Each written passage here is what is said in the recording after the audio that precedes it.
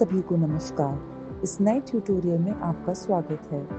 Venus एक decentralised finance lending protocol है जो यूजर्स को क्रिप्टो करेंसी उधार लेने और जमा करने की सुविधा देता है। जब कोई वीनस पर उधार लेता है तो उसे किसी अन्य क्रिप्टो संपत्ति के रूप में गिरवी जमा करनी होती है। इससे वे अपनी जरूरत के अनुसार कोई दूसरी संपत्ति उधार ले सकते हैं। मैं कितना उधार ले सकता हूँ?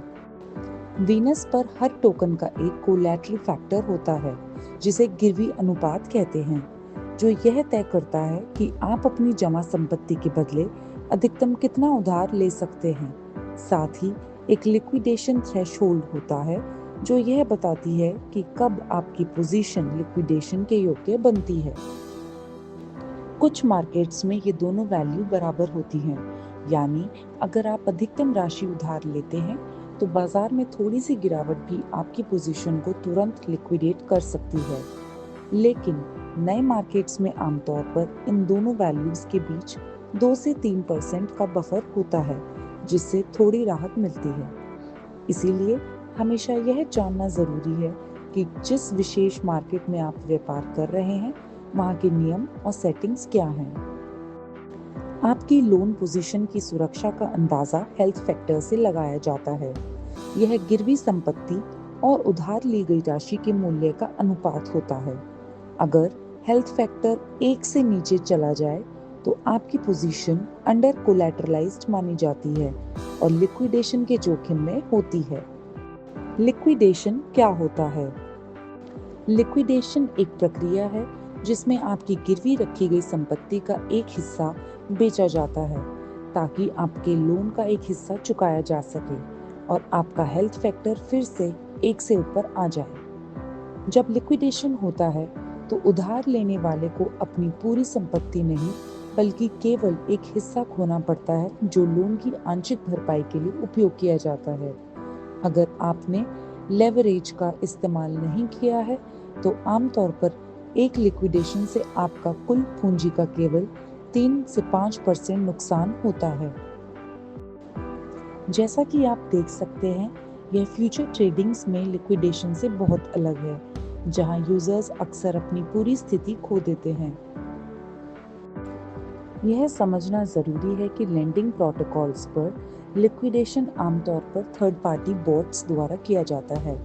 ये बॉट्स पूंजी से भरपूर होते हैं और प्रोटोकॉल की लगातार निगरानी करते हैं ताकि वे अनहेल्दी पोजीशंस को समय रहते पहचान सकें और जल्दी से प्रोसेस कर सकें। इससे प्रोटोकॉल को बेड डेप्ट से बचाया जा सकता है और लिक्विडेशन करने वाले के लिए यह प्रक्रिया लाभदायक बनती है।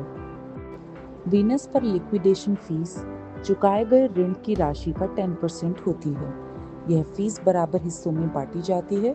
50% लिक्विडेटर जो लोन चुकाता है उसको और 50% वीनस ट्रेजरी को जाता है।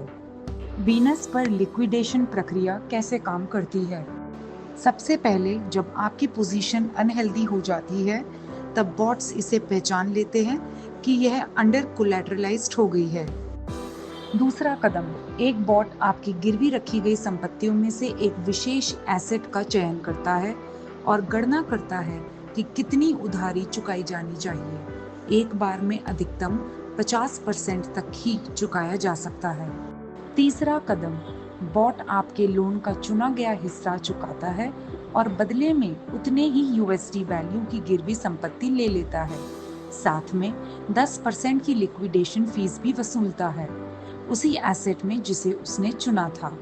चौथा कदम, लिक्विडेशन की यह प्रक्रिया पूरी हो जाती है और आपकी पोजीशन फिर से हेल्दी यानी सुरक्षित मानी जाती है। हालांकि यह अभी भी लिक्विडेशन थ्रेशोल्ड के करीब हो सकती है। यदि आपकी पोजीशन लिक्विडेट हो जाती है तो तुरंत कार्रवाई करें, या तो और गिरवी संपत्ति जमा करें या फिर अपने लोन का कुछ हिस्सा चुका दें ताकि आगे और लिक्विडेशन से बचा जा सके।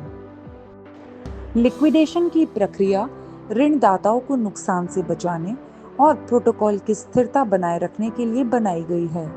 यह वीनस इकोसिस्टम को स्वस्थ और संतुलित बनाए रखने में मदद करता है।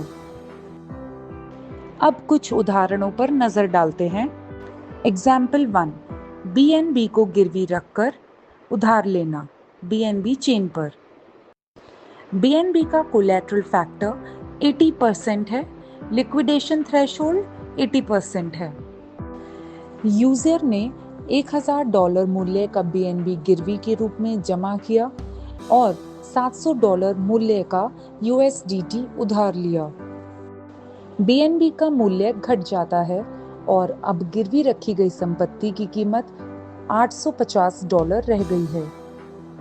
हेल्थ फैक्टर 0.971 हो गया है और अब यह पोजीशन लिक्विडेशन के लिए एलिजिबल है।